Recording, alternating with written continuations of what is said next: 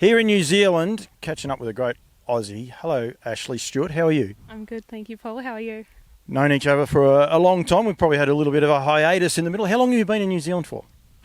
Just on 6.5 years. So, yeah, been here a while now. Time flies, doesn't it? Yeah, sure has. You came over, I think you started working with Mark initially and then branched out, and things have changed a lot for you in that last 6 years, I suppose. Yeah, came over here like all others, interested to know what they do that's so different to everyone else, and came over here and did a stint with them, and then wanted to do a bit more driving, so I ended up working for Gav Smith and then Benny Hill for a bit, and then found my way back to doing the breeding and the bloodstock, and yeah, been doing it ever since. Now here at Renwick Farm, firstly, a little bit about Renwick Farm. Owned by Paul and Pauline Renwick.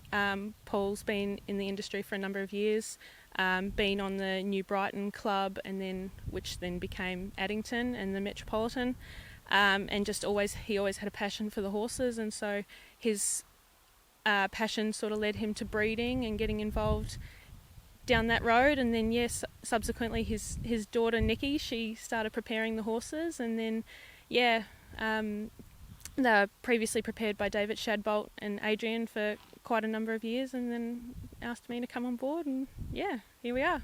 You're here, you're in charge of, what have I looked at? 15. 15, four colts and 11 fillies. This is coming up for next year, going through NZB Standardbred sales, which start the 19th, I think, and finish roughly on the 23rd. Down here is the last day of the sales down here. One, how do you enjoy it? Love it. Yep, just thrive on the stress and the anxiety.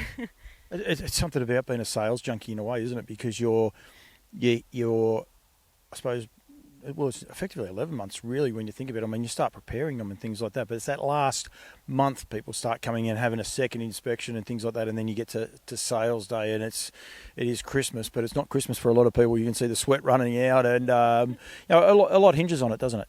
Yeah, definitely. As you said, 11 months, you sort of finish up at the sales, and then you start planning for the next ones. And so 12 months ago we were foaling these ones that we're looking at now, and getting an idea on what we were going to have to bring back the following year. And yeah, you pick them up in May, handle them before then.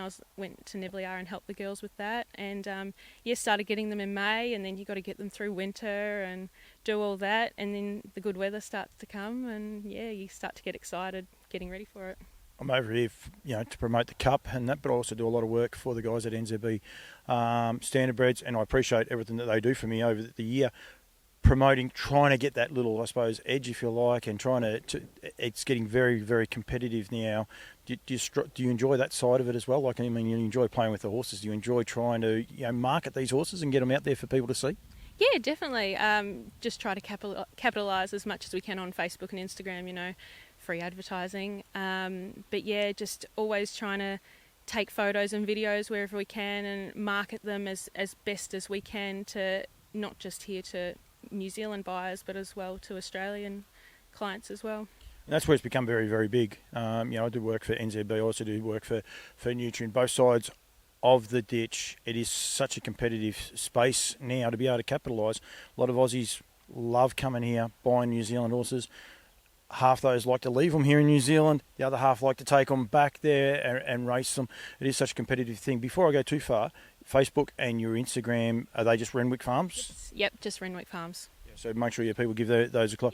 But that is the reality of it. I mean, you've seen, Victoria, you've seen training horses. We all saw these, especially back, even 15 years ago. All of a sudden there was this massive splurge on a lot of New Zealanders, and New Zealanders have been coming for a lot longer than that, but it's sort of got more and more competitive.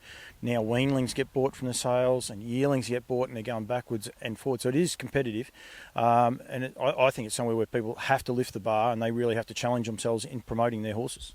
Yeah, well, at the end of the day, we're one place here, and you're up against everyone else. So if you can do something that's a little bit different, and you're able to advertise particular horses or even certain bloodlines that you've got that draw people in to see, well, then they're likely to look at your other ones as well. And it's just a way of being able to capitalise on the audience that you can reach, and trying to do the best that you can by our owners, really.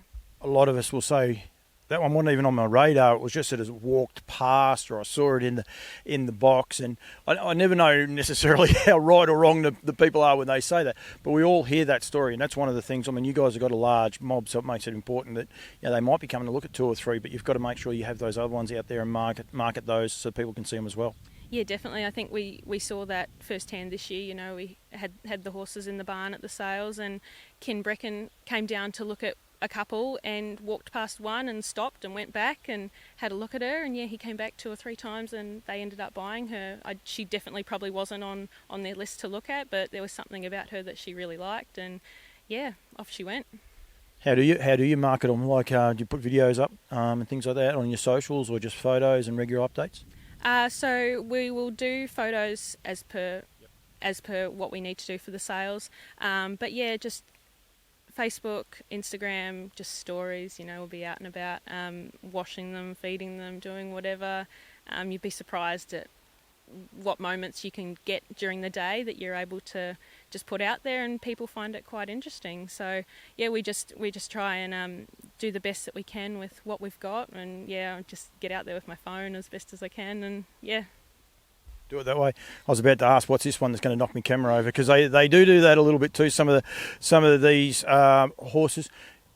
I'm supported by Woodlands. There's no shame in that. You've got a large contingency though of Betters Delight, which is going to get a lot of people coming here and looking at them because they're tried, they're proven, they've done a great job. But you've got some art majors. Definitely down by the seaside. I was just trying to think of one of the other ones.